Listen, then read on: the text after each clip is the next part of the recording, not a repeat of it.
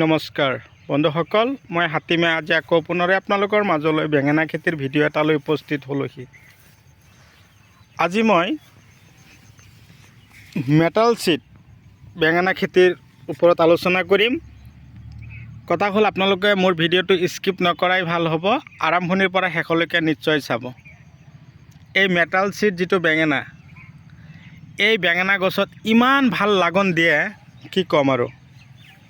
কিন্তু কথা হ'ল এই বীজটোৰ মাজত এটা সমস্যা হয়, কিছুমান বেঙেনাৰ তাৰমানে ভাগ ভাগ বিধান সোমাই দিয়ে। তাৰ কাৰণে ধৰক আমাৰ খেতিয়ক বন্ধুসকলে এনেকুৱা ধৰণৰ বীজ বিধান আৰু ল'বলৈ ইচ্ছা নকৰা হয়। কিন্তু খেতিত ফলন কিন্তু বহুত ভাল, বঢ়িয়া ফলন দিয়ে। তো আপোনালোকে বেঙেনা খেতি কৰি যদি ভাল পায় তেনেহ'লে আপোনালোকক মই অশেষ ধন্যবাদ জ্ঞাপন কৰিছোঁ।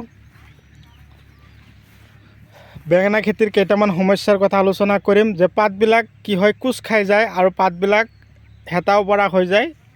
তাৰ কাৰণে আমি কি ধৰণৰ মেডিচিন খেতিত খটাম। কেৱল বেঙেনা নহয়, বেঙেনাৰ লগতে জলকীয়া খেতিৰো এনেকুৱা ধৰণৰ সমস্যাত আমি ভুগি আছোঁ। গছত যথেষ্ট পৰিমাণে ফলন দি আছে বেঙেনা, কিন্তু বেঙেনাবিলাক যে ফুটা কৰে তাৰ কাৰণে আমি কি ঔষধ দিম, পাতবিলাক হালধীয়া হয়, কি ঔষধ দিম। আজিৰ এই ভিডিঅ'ত আপোনালোকে সম্পূৰ্ণ ঔষধ আৰু দানা ফাৰ্টিলাইজাৰৰ কেইটা নাম কৈ দিছোঁ, স্কিপ নকৰিব, আৰম্ভণিৰ পৰা শেষলৈকে চাওক। আপোনালোকে দানা আৰু ঔষধ কেইটাৰ নাম নিশ্চয় শুনা পাব। কথা হ'ল বেঙেনা গছৰ বেঙেনাবিলাক যেতিয়া ফুটা কৰি থাকিব, সেই মুহূৰ্তত আপোনালোকে কি কৰিব লাগিব, গ্ৰেচিয়া স্প্ৰে কৰিব লাগিব। গ্ৰেচিয়া, চেমডিছ এনেকুৱা ধৰণৰ পোকৰ ঔষধবিলাক যদি আপোনালোকৰ খেতিত দিব পাৰে, তো আপোনালোকৰ খেতিত আৰু কোনো ধৰণৰ পোক নাথাকিব। হালধীয়া হৈ গৈ আছে, আপোনালোকে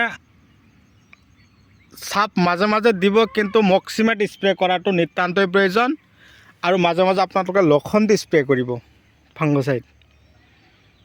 এনেকুৱা ধৰণৰ ঔষধবিলাক আপোনালোকে যেতিয়া স্প্ৰে কৰিব নহয়, তেতিয়া আপোনালোকে চাব আপোনালোকৰ খেতিত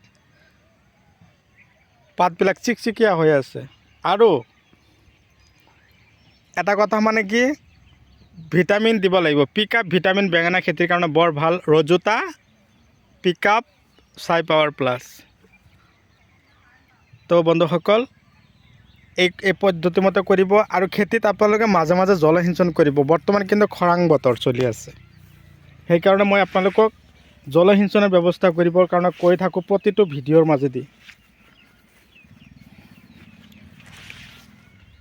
আৰু ফাৰ্টিলাইজাৰবিলাক দিব কোনবিলাক, যিবিলাক ফাৰ্টিলাইজাৰত চাব নাইট্ৰজেনৰ পৰিমাণ আছে, তাৰপিছত কেলছিয়াম, ফছফৰাছ, এনেকুৱা ধৰণৰ ফাৰ্টিলাইজাৰবিলাক আপোনালোকৰ খেতিত দিবৰ কাৰণে প্ৰস্তুতি ল'ব। চাইছে না বেঙেনা, একদম পূৰা ধুনীয়া লাগন দিছে, আৰু বেঙেনাবিলাক একদম পূৰা চিকচিকীয়া হৈ আছে। এই পদ্ধতিমতে যদি খেতি কৰিব পাৰে আপোনালোকে নিশ্চয় সফল হ'বই হ'ব। আপোনালোকে বেঙেনা খেতিৰ মাৰ্বল দানাটো বেছি খটাব আৰু জিভা বেছি খটাব। জিভা আৰু মাৰ্বল দানা, এই দুটা দানা খটালে আপোনালোকৰ খেতিত যথেষ্ট ফলন আহিব। চাইছেনে, বিঘাত 2 কিলো মাৰ্বল, 3 কিলো জিভা। মাজে মাজে কাৰ্বগ্ৰীণ দিব পাৰে, এইটো কিন্তু ফলনৰ কাৰণে বহুত ভাল দানা। তো বন্ধুসকল আজিলৈ এৰিছোঁ, পৰৱৰ্তী ভিডিঅ'ত পুনৰাই লগ পাম। ধন্যবাদ।